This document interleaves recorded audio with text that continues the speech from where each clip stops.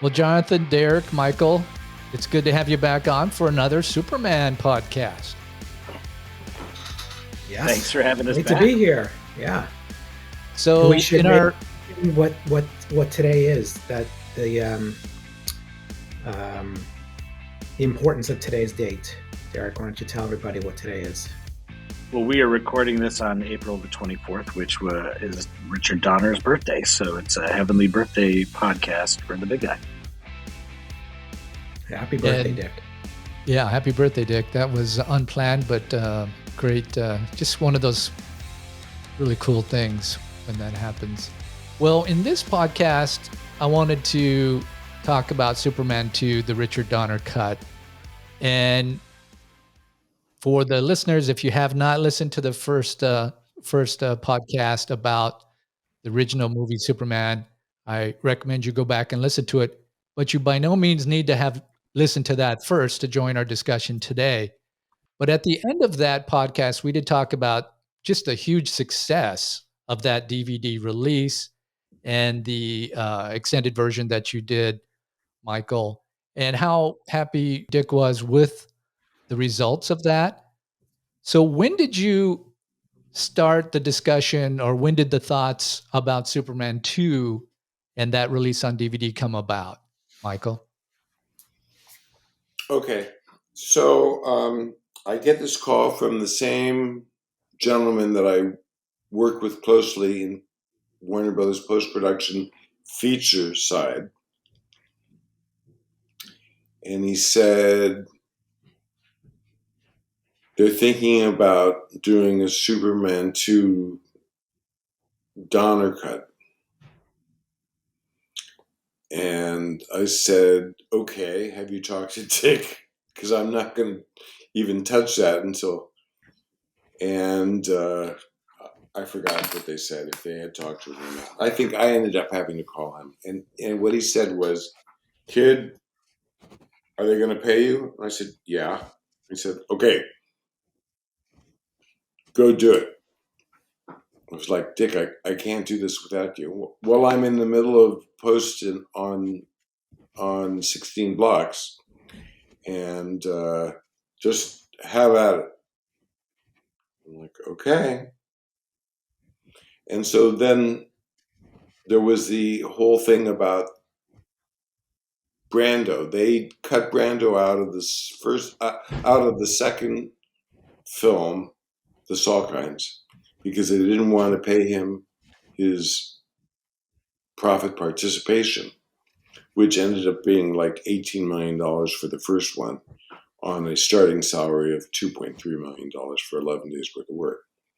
Anyway, so they were just finishing Superman Returns, and Bryan Singer had wanted to use Brando's voice or his image or something in that. And they had, and Brando had passed away at that point, and the estate, wanted income. So they licensed the rights to use it in Superman Returns, Brando's voice at least, and maybe his image. And so at the same time, they kind of asked about doing a recut on Superman 2.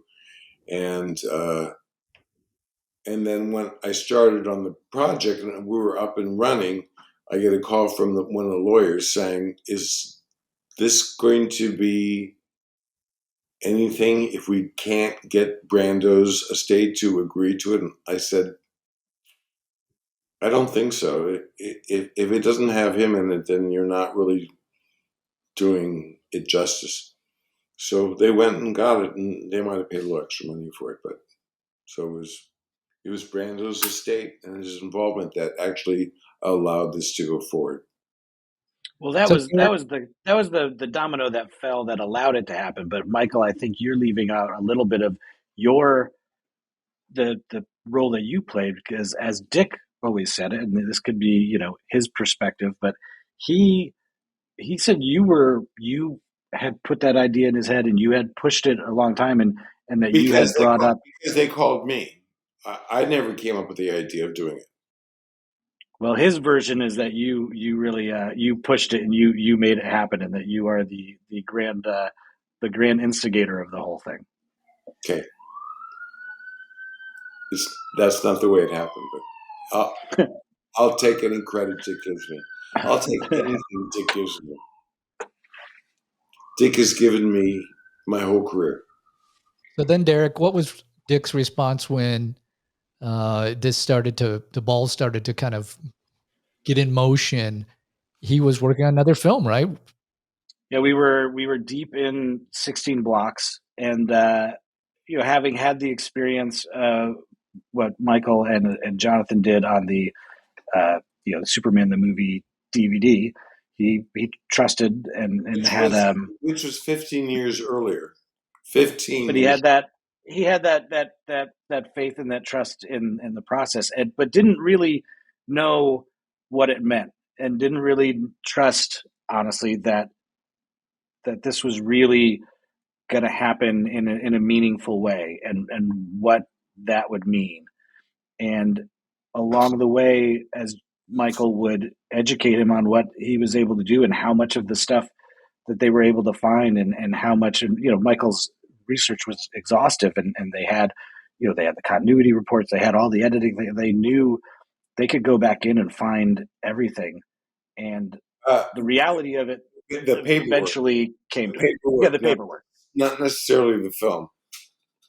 No, Well, let me. but that I idea that got most of what he I could, needed, but and the fact that you could bring Dick back to a place that he had blocked off in his memory, and get back to that place creatively, even though that was difficult for him to do, and allow himself to be open to the process, took a while. I think it was a gradual process that, you really not yeah. won him over, but you I really mean, showed him what was possible. he said, "Go ahead and try," and then I kept on trying. He so 16 blocks had a lot of posts done on the Warner Brothers lot. So whenever he came, I would like put a cookie crumb of a trail to come to my cutting room, so I could get him to look at stuff. And at first he was, no, kid. And then as he warmed up to it a little bit, because he really hated the way that it ended.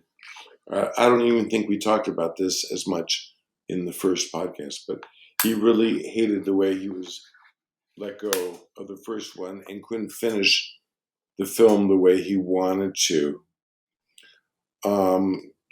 It was hard to get him back in, but eventually Yeah, Derek was there though this whole time, straddling many projects. I think he was also working on X-Men projects at Yeah. the same time.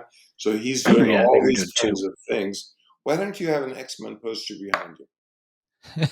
this is a Superman That podcast, Yeah, Mike. that's for the next podcast. Oh, okay. Hey, Derek, maybe you can summarize that for the fans. It's a complex story, but what happened? Why wasn't Richard Donner allowed to finish Superman 2? And what were his feelings when you So got to at know him? the when they were doing Superman 1, they were also doing Superman 2 at the same time, for a myriad of reasons, but a lot of it had to do with the business of being able to shoot two movies at the same time, and the producers wanted to be able to save money, and you had people like Hackman and Brando, who it was very difficult to schedule. So Who was they in? They were in both films too. right. So, and Tom and Dick's story was big enough that they knew that these guys were going to let him do two, they'll let him do two. They had pushed their first release date. They were racing to meet what was now the second release date, and that cost them money every day that they weren't in the theater. So they stopped finishing Superman 2. They moved the ending, which they had already done for Superman 2, and they put it into Superman 1 and closed that movie, put it off. It came out, it did fantastic. The Salkinds were then faced with the terrible thing that happens to producers when you have a hit movie, and you were going to make a lot of money. So then you have to share it with the people that you worked with, and they did not want to do that all the way. It's not terrible. It's the deal they made. Yes. If you are listening to the Brando, audio podcast, you're going to pay Brando. if you listen to the audio version of the podcast, go to the YouTube version and you can see the smirk on my face as I say that. But they did not bring Dick back to finish his film. You know, there's different perspectives on it. They brought in a gentleman named Richard Lester, who they had done a movie called The Three Musketeers, which they shot so much on that movie they decided to release a second movie, The Four Musketeers, but without paying anybody for doing a second movie, which became what's called the Falkine Clause. With the same shoot that they did during Musketeers 3. They had so much. Now, in any contract you sign, you have to state how many films you are making for something, so that you can't do that same sort of a thing. And they went off and they finished that film with a different director who had to make his movie and had to do his thing. But it very clearly, I think, when you see Dick's cut, it's just not the same. It didn't have the same tone, didn't have the same perspective, and didn't have the same, as he would say, verisimilitude to it.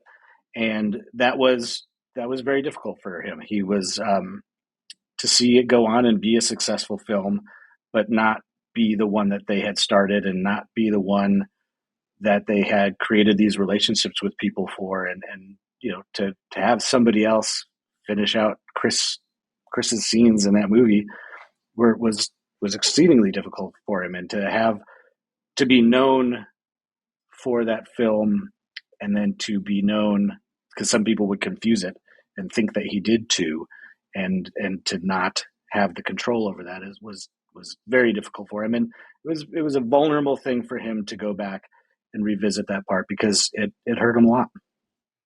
And I've read about it, but wasn't there, like, didn't he shoot like 70% of Superman 2? I mean, they were deep into it. It's not like they just shot 20, 30% of the film. I have the editing script, and the script supervisor, Elaine, she was so thorough that she wrote down the lens and the focal length and the filters on every shot so that it could be reproduced, which I used, because even though the lords above don't want me to say this, I had to shoot some extra material to just complete what I could with Superman 2. I think, the Superman 2 that was released in theaters did contain a lot of footage that Dick shot, but Richard Lester went back and shot additional material for that theatrical version for that.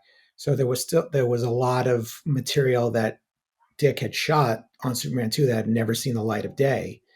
And that's what was so exciting about, this new and version. Then Lester cut and reshot certain angles in scenes that Dick had already directed. And Dick had always envisioned, which is a really cool idea, especially from today's perspective, is that Zod was psychotic. And so I tried to remove the Lester cuts out of some of those scenes, like in the Daily Planet, when they break in at the end or towards the end, and return Dick's version of this guy that was just out of his mind and wanted to control the world. We'll go into a big story about what we could and could have not done with Superman 2 we took on board. But for now, I'm going to tell you that there was a story that I read. I don't know if it's true. Derek might know. But when Dick was still under contract to Warner Brothers, so I guess this was maybe around the time that Superman 1 DVD came out, Terry Semel said, we'd love for you to finish your version of Superman 2, and we'll give you the budget to do it. And he didn't want to go back there. If we had had that budget now, when I did this film, wow, you would have seen Dick's version of it. But we didn't have Chris at that point. I mean, he was in a wheelchair. No, in 2005, he was, I think he'd passed by then, right, Jonathan? I don't recall, but I remember the timing of that. Yeah. And for your question, Tim, that one of an easy visual marker is that everything with Gene Hackman or Marlon Brando was directed by Dick.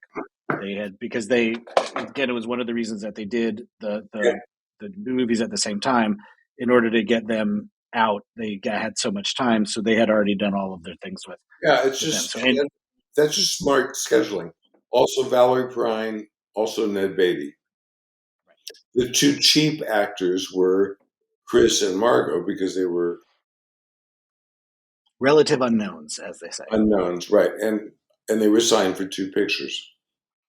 Michael, before we get too deep in some of the specifics, because we do want to do that on the cut and what you did, I did want to go back and kind of reference for the listeners, and maybe we could figure it out as well. But wasn't there kind of a fan wave of interest in seeing a Richard Donner cut? And that, I mean, I read about some kind of a bootleg version that fans had cobbled together, and I don't know the full.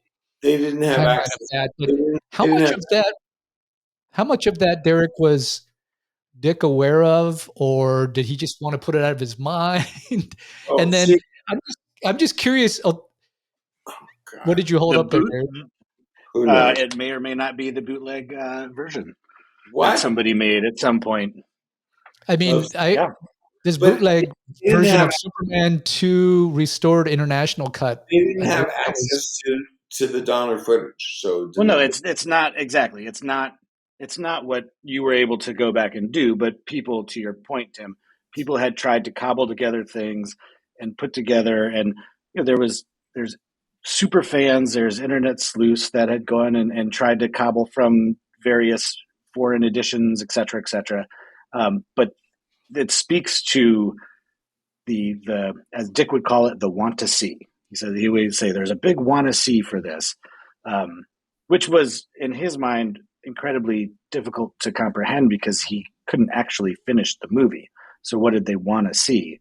But it was that notion that people wanted to see how those 2 movies would have worked together had he been able to do it.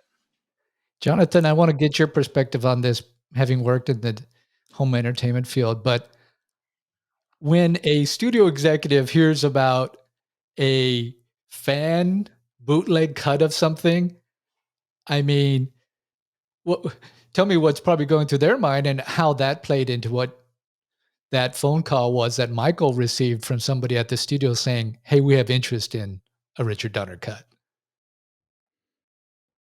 I mean, I can only imagine the heads of lawyers that were exploding when they learned that there was a bootleg version of this film out there, and that someone was potentially making money off of their IP. I'm sure that they were scrambling to get cease and desist letters out to whomever they can find. But I think going back to the work on the first film, I think for the first time on that release in the documentary really shed some light on the pain and the tragedy of Dick not finishing the second film. And I think yes. And I think that started a little bit of a groundswell and a reinterest. And when you really learn just how much Dick had shot of the second film while making the first film, people started to wonder, well, could you do something? And I think along with all the material that we found for the first film, we also found this key screen test that Chris and Margot did, which was a scene from Dick's version of Superman 2 that was eventually reshot and done differently in the Lester version of it. which was the scene in with the the fireplace. Pink Hotel. Yeah, in the Pink Hotel room at Niagara Falls, where Clark trips over the bearskin rug on the floor, and that she discovers that Clark is indeed Superman. That scene was totally different in Dick's version, and we found that was the screen test, one of the scenes that the two of them read together and was filmed.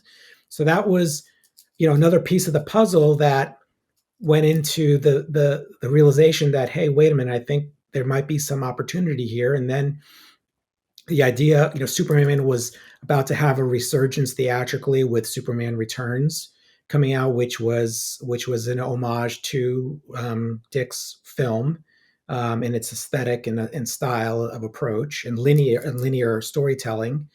um, the studio saw an opportunity to capitalize on it, and with DVD, the business being so hot at the time, the idea of doing a never before seen Richard Donner cut of Superman 2 was too good of an opportunity to pass up. Which is why this time around it got traction. And also, Jonathan, nowadays the studios don't care if you put something out on YouTube or something like that, because it's only publicity for their product. So To a any certain extent, publicity is yes. good Yes. publicity, even Yeah. if it's. Am I wrong, or do they still send out the cease Oh, and they still We desist? are send in out. we are in no way condoning anyone do that. Yeah. No. Yeah, no, Still my are very my protective. understanding is that, if you put, something on YouTube that's promotional, they'll let you keep some of that up there, but you're never going to get a full version like this where somebody creates a whole new cut. That's not going to But fly that, at any but point in that, time. but that was only made out of what they could find. They didn't have access to the Dick material that I eventually got. Right. But it showed, as you said, Derek, it showed the appetite that was out there. And believe me, these executives are sharp.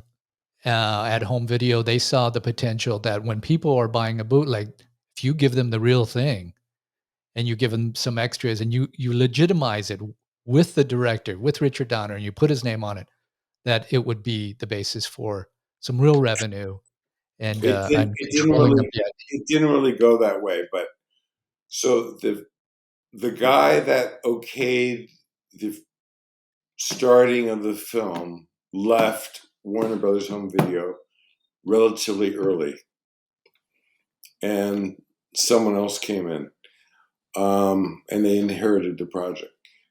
I ran into that guy at a restaurant, months into the making of this, and I forgot his name. And I said, "Oh, hello, I'm Michael Thau. Thank you for allowing me to." And I said, "Did maybe it already come out?" And I said, "Did you like it?" He said, "I didn't like the budget. It was always designed to be a low budget thing. If we had more of a budget, if they were really down with what Terry Semel, who had left the studio way before that, had wanted to let Dick do, we would have found lookalikes for Chris and Margot. We would have reshot some things with Terrence Stamp in the middle of the film. Instead of using the Lester footage for the destroying of some back country town into what the script said, which was he destroyed Tokyo, they destroyed the Washington Monument, which I got in with stock footage from A Few Good Men, and other things. There was a whole sequence that ended up with them being in the White House, which is Dick's stuff. I don't think I touched that scene. They left that scene alone. Why? Richard Lester doesn't want to fuck with one of Dick's scenes. Anyway, he left that one alone. I didn't touch it. And except for the sound. We redid the whole sound for this film again, like I did the first one. Every sound effect, every tree break, every hit over the head, every Jonathan falling asleep during our conversation. Oh, there you are. Hi. Every time a Kryptonian makes a souffle with heat vision. So, it was all redone.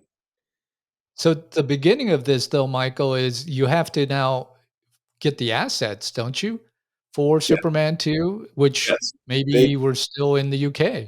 They didn't come over. They were still at that warehouse.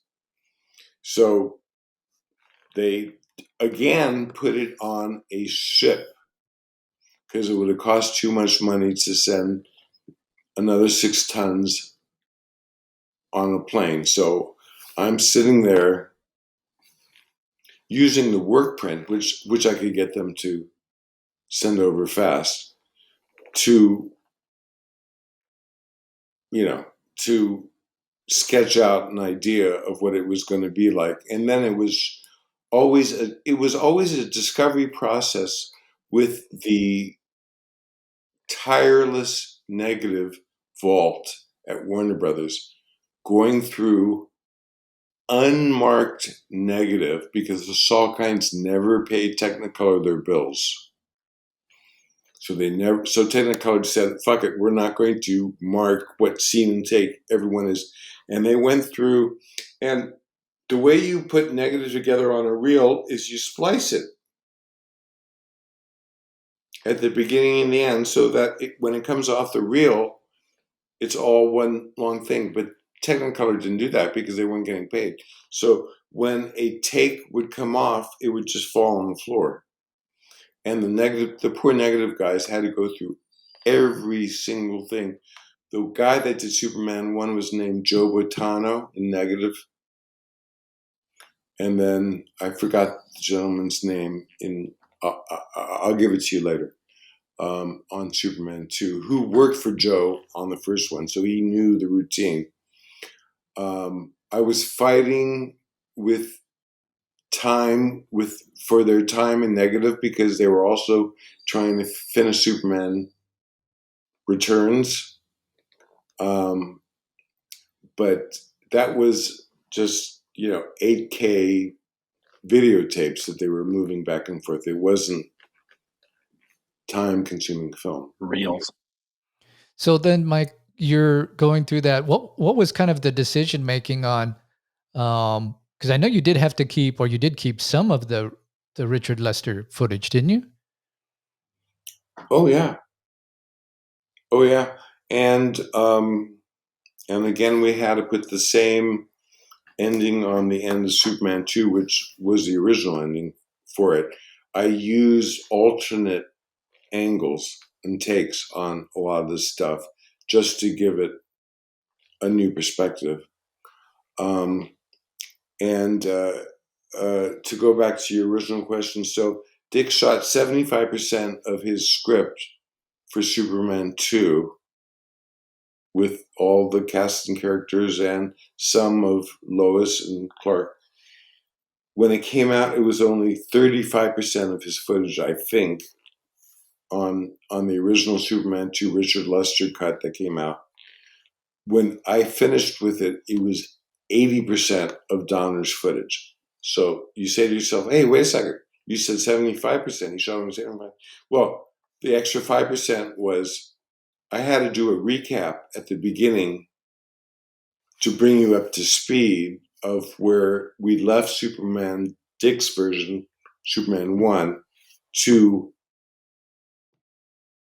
the first scene in Superman 2 that Dick shot, which was in the Dated Planet, not the Eiffel Tower, where Lois decides to challenge Clark and she jumps out the window, making him either save her life or she dies. And of course, he figures out a way to not reveal himself and make her look like an idiot, which is just perfect for Margot as far as Dick's concerned. Did you add more of Dick's original footage, or did you just basically restore and remaster what he had done? No, apparently I must have added a lot more, but I can't remember exactly entire scenes except for that first one and The the recap. whole ending.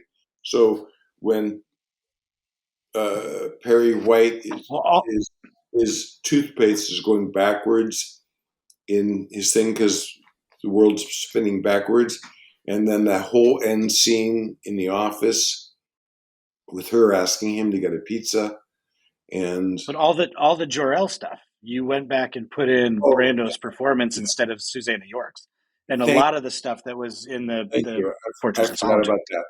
Now, there's a note that I have about special effects.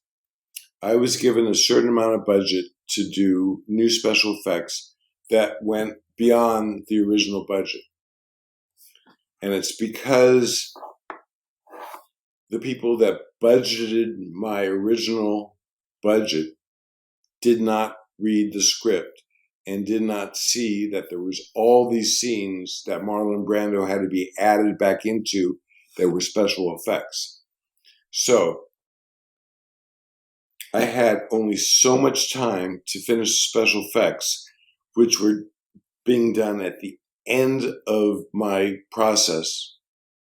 So I was jumping 7 days a week between color timing, conforming, looking at special effects on a little monitor this size, because that's all they could send to me.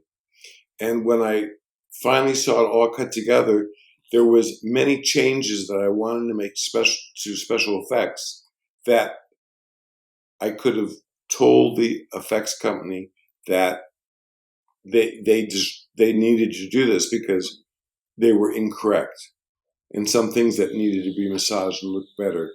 But I didn't have time. What about the John Williams music? Because in the Richard Lester cut, don't they have another composer? And then in the Richard Donner cut, John Williams gets the credit for composer in the Richard Donner cut, right? Because it has more than 50% of its music. John, what was the other guy's name? Do you remember? No. Derek? No. I'm looking it up. I don't remember. Does anyone want to know? Who cares? Anyway, I had to use some of his music but yes, we tracked a lot of the original score for Superman 2, and especially some of the alternate takes, which were also available. Alternate takes were also available on the Superman 1 DVD. So you could hear the real score that they used for the final, and then you could hear alternate takes and where they made cuts into the music, because at the last second on Superman 1, they took like 15 minutes out at the last second. And that's mostly what was added back into Superman 1 to make the extended cut. Maybe you can take this little section and put it on. Ken Thorne, that's right. Ken Thorne. Yep. But here, in a creative way, I mean, there's the thing that the tone of the movie, the tone of the story is so much different. And John Williams' music went with Richard Donner's version of the story. I'm sure Ken Thorne's went with Richard Lester's. So when you went back and you were retelling the story, I mean, the reason, in my mind, the reason that makes it evident of why you do an experiment like this is in the story of Lois and Clark, Lois figuring out that Clark is Superman. And it starts with the scene that Michael just talked about, which is a great setup for the fact that she has this hunch, she does this thing, she actually puts her life in jeopardy in order to prove it. That's how, and we all know what a tenacious and bulldog reporter she is. That's how much she believes in this. She jumps off. When you get to the screen test and you go, and it shows how Tom and Dick always talked about, until you figured out the love triangle between Lois, Clark, and Superman, that's when the movie became the movie. That's when the story makes sense. So to have Lois be an equal to, if not smarter than, Superman, and trick him into revealing his secret identity to her after she keeps trying and trying, and then she figures it out and she puts it in the most, in your face way possible. That's a much different story than the guy that can fly clumsily trips, puts his hand into a fire, and then the greatest reporter we've ever seen on film A goes, constant, "Oh, a constant throughout all of Dick's films is the intelligent woman that has it up on the guy." Yeah, but that so when male you characters in the film.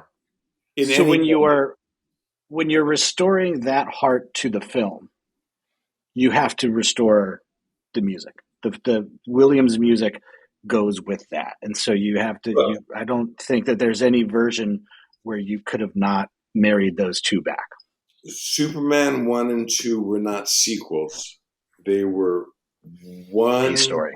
part of a long story cut into two. That's why the first scene in Superman 2 is the day, script-wise, set the day after the last scene in Superman 1, in Dawn of Superman 1. It just continues on. Yep. And Jonathan, and then Luther and Ned Beatty break out, and on and on and on and on. And Zod, of course, was supposed to be really psychotic. And when I cut that scene at the end, and I took out the Lester Gene Hackman double stuff and put Hackman back in there with his original lines, and I showed it to Dick, all he could say is exactly what he says in every film: make it move faster, make it move faster, make it move. I want every line on top of each other. I said, Dick, you need to leave a little gravity between make it move faster, make it move, make it move. That's Dick. So Jonathan mentioned the screen test, which is hugely important. And I don't know, I mean, are there other movies where they've inserted the screen test into the actual film? I mean, this was a unique idea. Do any of you recall, like, who came up with, like, yes, we should put that in the movie? And what was Dick's response to having it added? I mean, I can't think of any other films that have done that before, use a screen test inserted into a completed film or into a film to round out a story. But Michael, it had to have been your idea. I mean, I said, look, we have this footage. Chris is like 40 pounds lighter and different hair. It's not even the same. It's not even the same screen test. Like, you cut two different screen tests. The eye lines don't match. Yeah. The wardrobe doesn't match. So Chris read against some ladies in that scene this shitty set that they had put together just to sell the studio, because Warner Brothers was now more involved. So everything had to go to John Kelly to get approved. We're talking about at the beginning of Superman 1 and 2, the beginning. So after they cast Chris, who read against a gal that was in The Omen, which is on the Superman 1 DVD, the full cut screen test.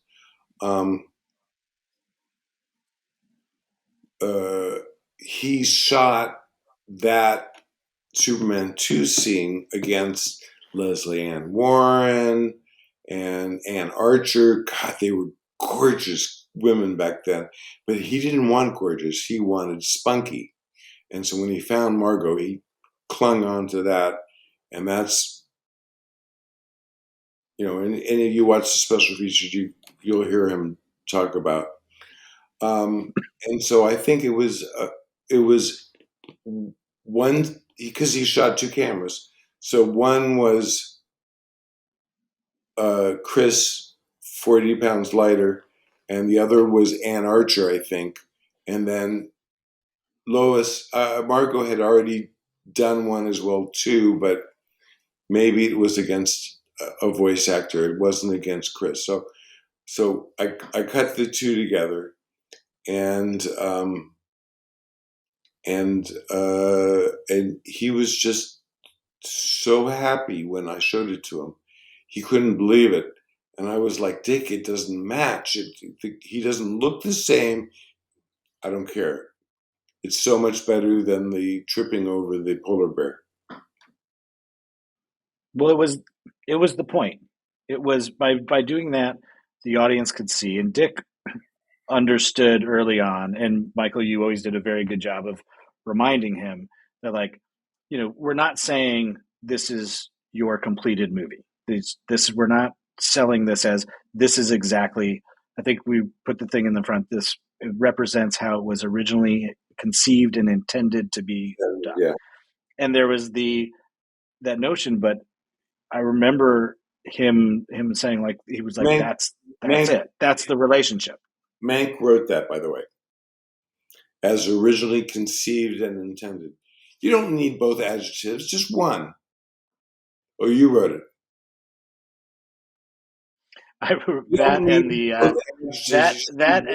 That and the Chris Reeve dedication, and Dick said they were both in the office, and Dick said Mank had written something much longer, and Dick said, write something that people will want to listen to and pretend Mank wrote it.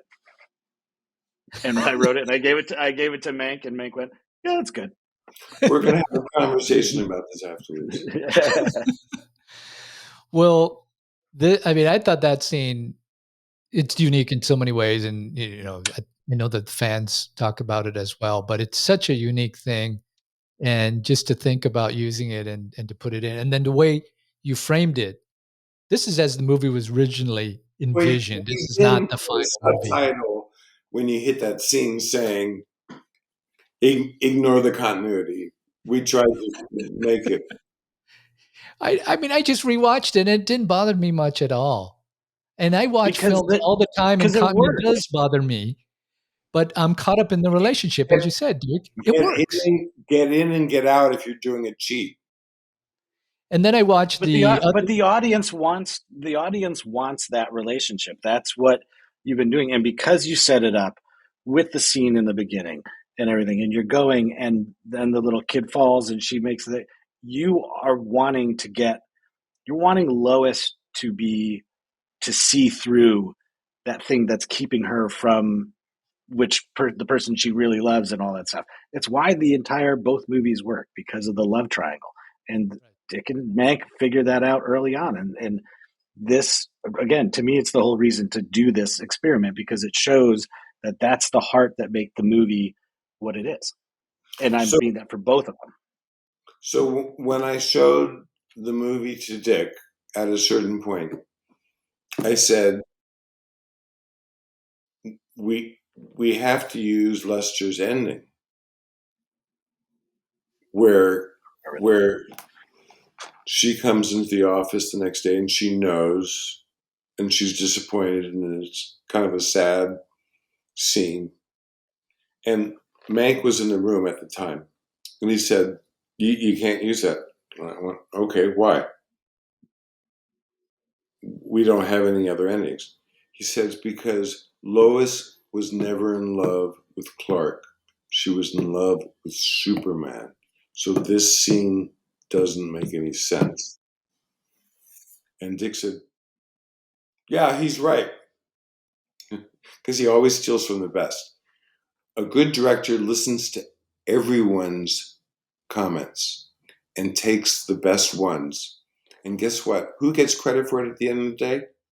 He does.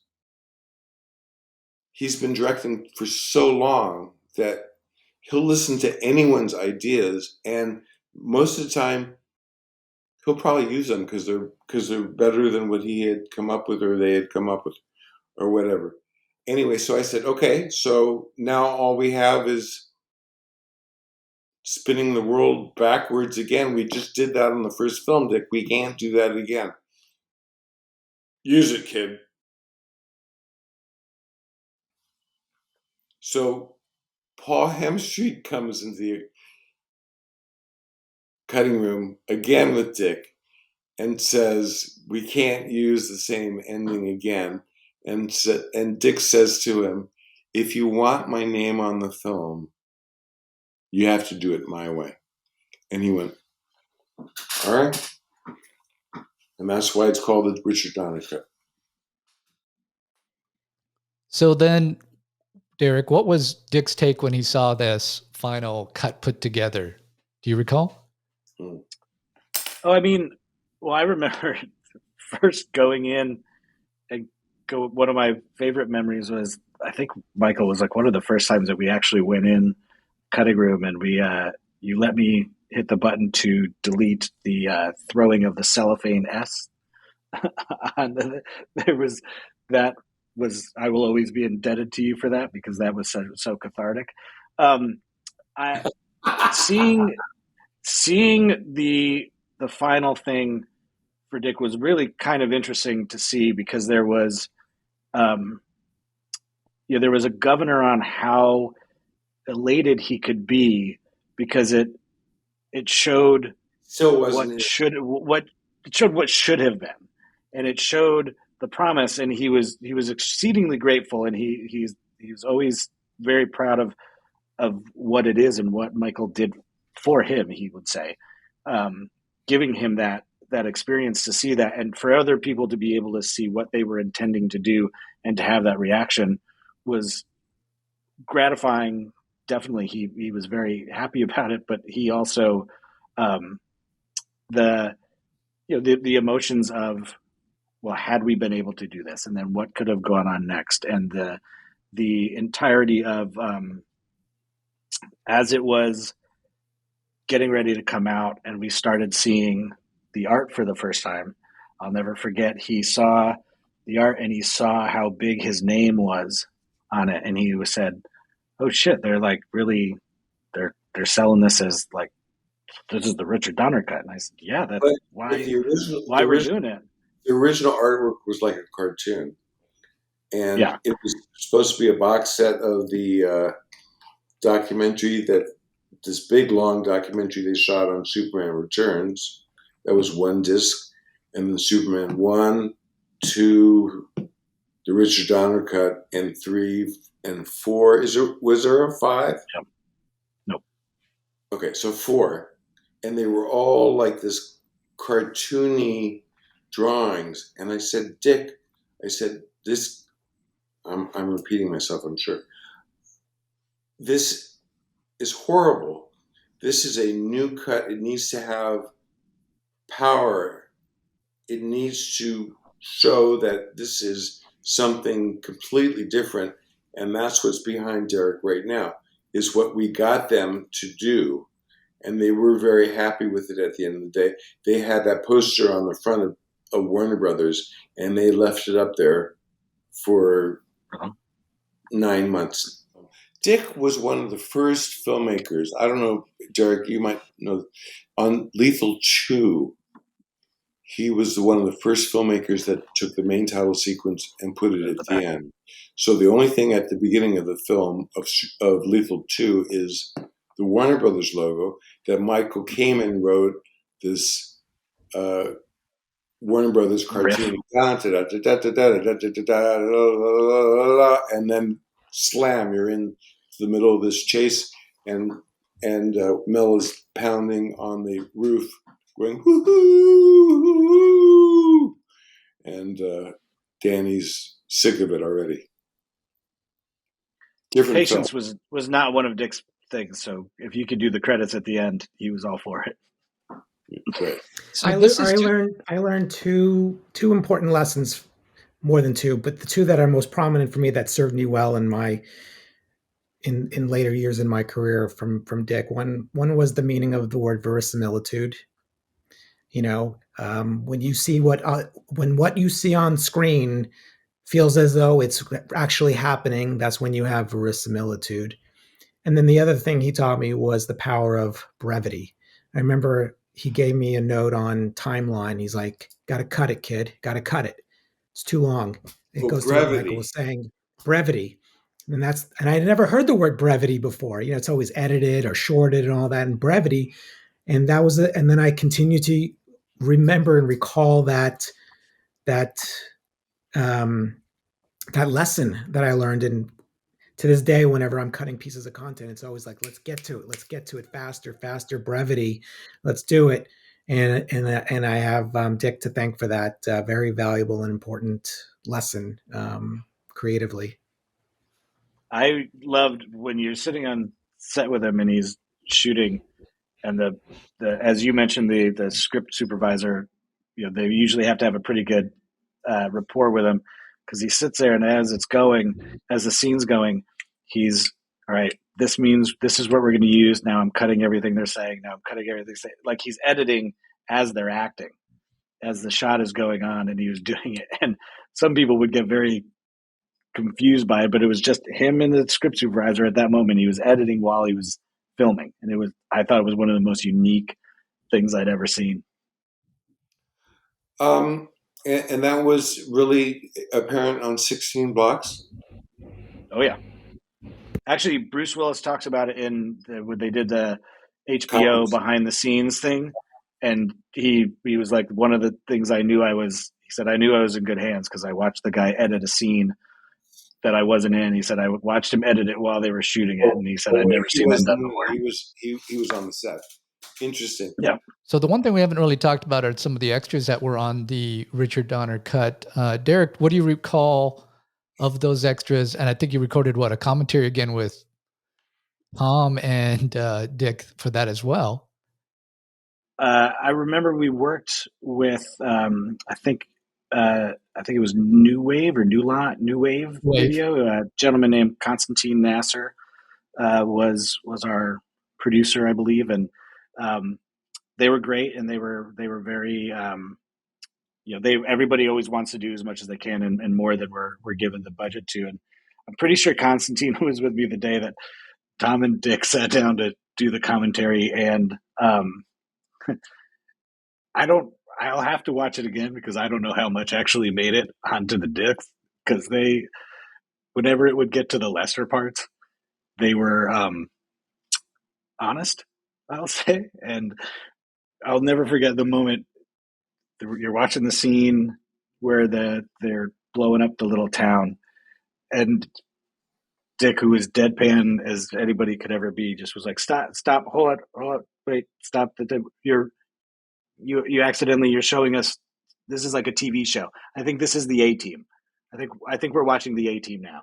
And the poor guy running it is going, no. And Dick's like, well, this can't be in our movie. This is. And I get a call, and I have to take out like 7 minutes of that scene.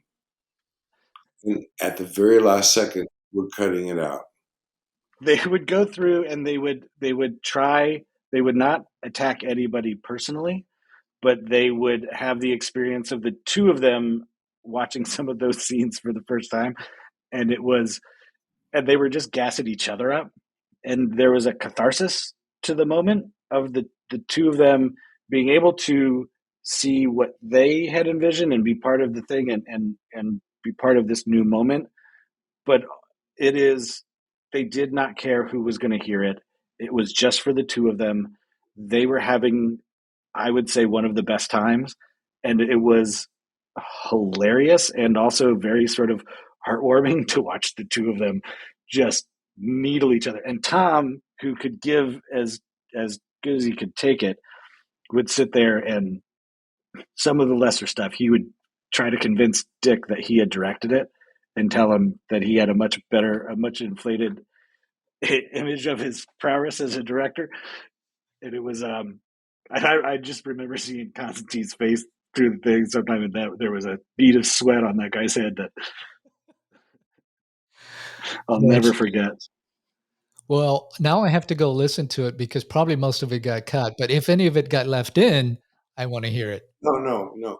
They had me cut out after they saw it during the commentary. Dick told me, you have to cut this out. You have to cut this out. So at the last second, we were making changes, which is reminiscent of the first film. The first film, you might want to use this on our commentary. The first film, I know my wardrobe has changed, but when Dick took the work print, probably with or without Williams' score, probably with at that point, to show it to John Calley here in Southern California, who was the head of Warner Brothers at the time. Calley loved it. And he told marketing and publicity, spend all the money you can. This is going to be a huge hit. And Dick said, I think it's too long. Let me take stuff out. And Callie said, do anything you want with this film. It is masterful. Just go do it. And so that's a lot of the stuff that I put in for the extended version is these things that they cut out at the last second. It created yet another generation of audio degrading. So that's why if you ever get a Laserdisc of the original release, no one has Laserdisc players anymore. But if you do, you can hear how just grainy and distorted all the sounds are because it was so many generations down. And when we remastered the sound, when we completely remixed the sound for the first one, it's jet clear now. I went back and got some of the original audio recordings of dialogue on the set that they had screwed around with and replaced that as well too. On Superman 2, I could start the wheel from the beginning, so I always had access to all that stuff. So we didn't have to do all that at the very end. But so then the fans have been clamoring for this. Dick's happy with it. The studio's happy with it. It gets released. What was the response? Do you guys recall? I remember it being really well received. Obviously, they didn't tell us sort of how much it sold and whatnot, but I remember it being there was like some weekly ratings and it did pretty well, but mostly it was very well received and it started a conversation, and most people got it that, hey, this is really cool to see. This is not the complete movie. This is like what an interesting experiment. It's an experiment of what it could be. And it's interesting filmmakers. I remember Guillermo del Toro telling Dick about watching it. Yeah. And I mean, a lot of people would talk to him about it. We did a commentary or not a commentary. We did a conversation that Christopher Nolan asked for on his the Dark Knight trilogy. Wow. There's the Nolan box set, and we went to the Stephen Ross Theater, and they had the two logos up on the thing, and the two of them had a conversation, which was interesting in that Dick didn't really understand like what he kind of thought it was like an interview. He was like, "What is happening?"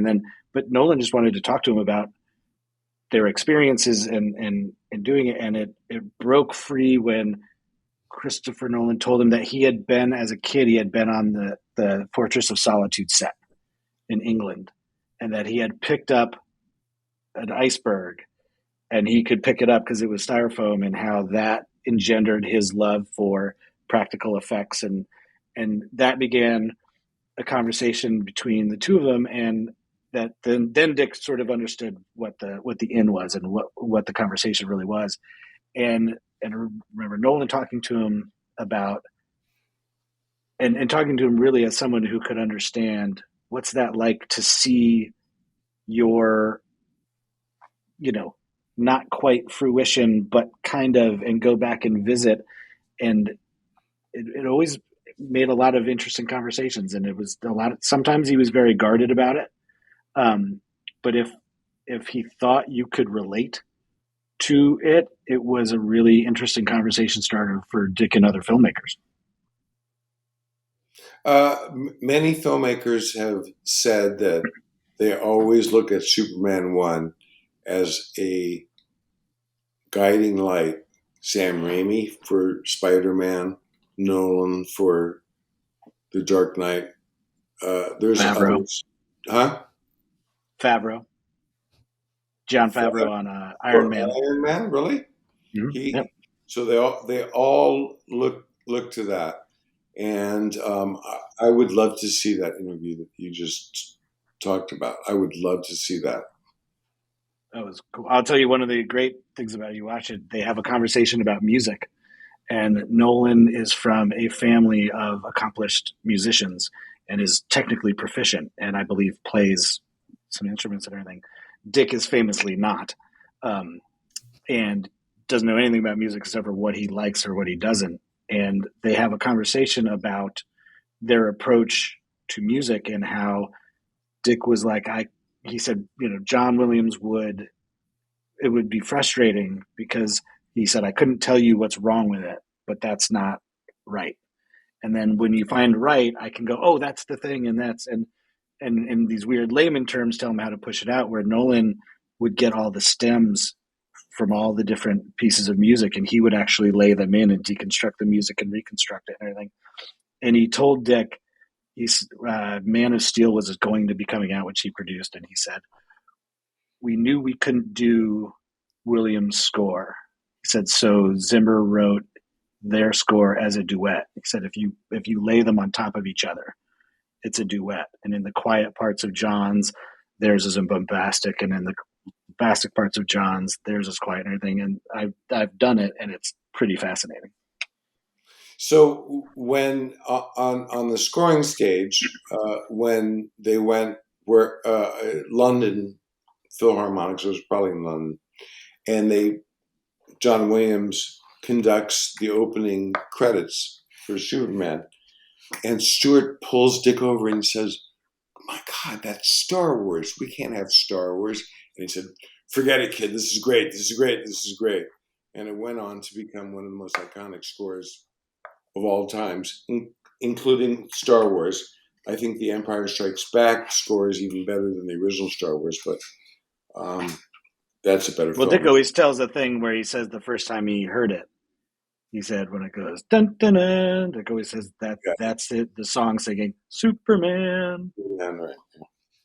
Jonathan, with your career during that time working in home entertainment and since, where does this Richard Donner cut kind of sit in terms of almost like home entertainment history? Because it really broke new ground, and people, still, I think, look at that as something very unique.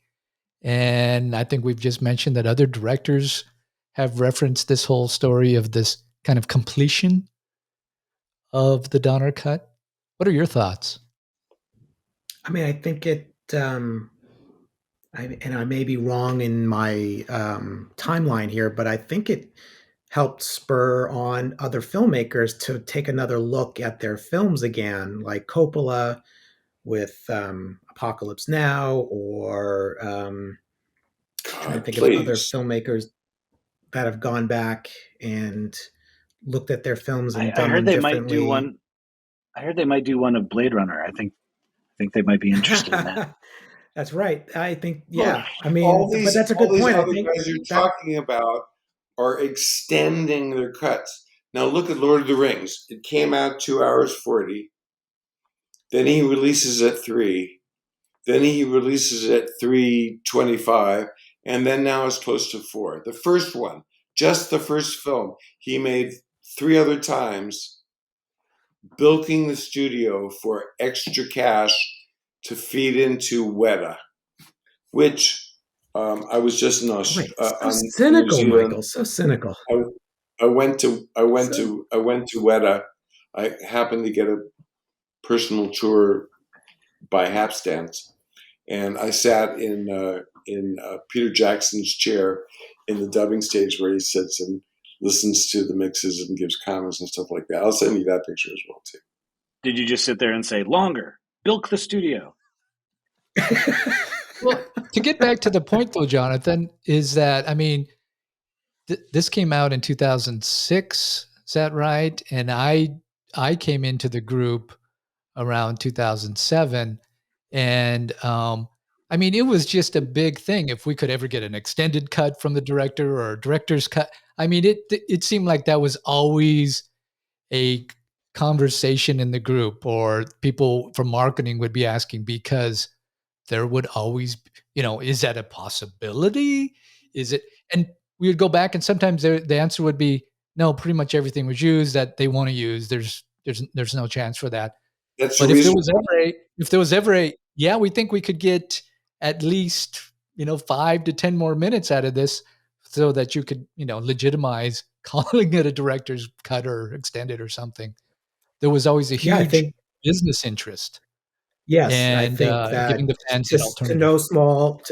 to no small part of the success of this endeavor, people started realizing the value and the marketability in having extended cuts or director's cuts, alternate versions of films, because it gave the marketing team something new to market. It wasn't the same movie that was out in theaters. It was something new and a different version that you could only get on DVD. And I think that certainly, this release certainly helped to explode further the value and additional special edition or extended cuts. And you're right, Tim. Whenever we embarked on a theatrical new release home entertainment product, it was always the question, well, let's ask the director if there's a potential extended cut that we can do. And oftentimes the answer was a hard no. Sometimes it was, there's a little few things that we can do that we trimmed for ratings purposes.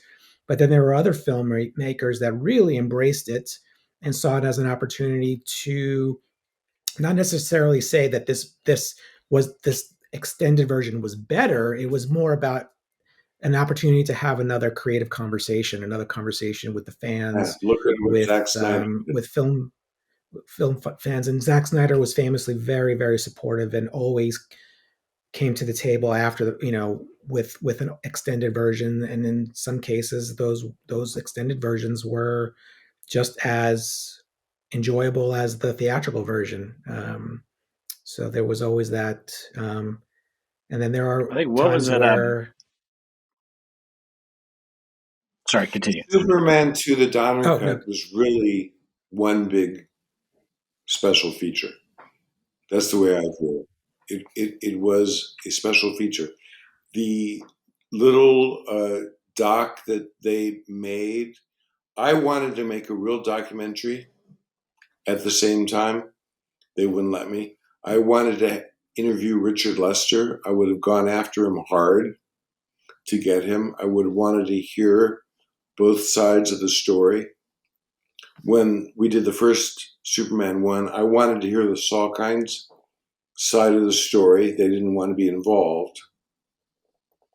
But the studio wouldn't let me do it. But I insisted on certain things that are in that documentary, which was that gorgeous shot of the truck pulling up with all the new 6 tons of footage. I think me going through a couple cans, that wasn't my favorite part, but also the technical parts of how Superman 2 was, the Donner cut was done, which is the baking of the old reel-to-reel. Back then, the tape-to-tape, if it sat for a while,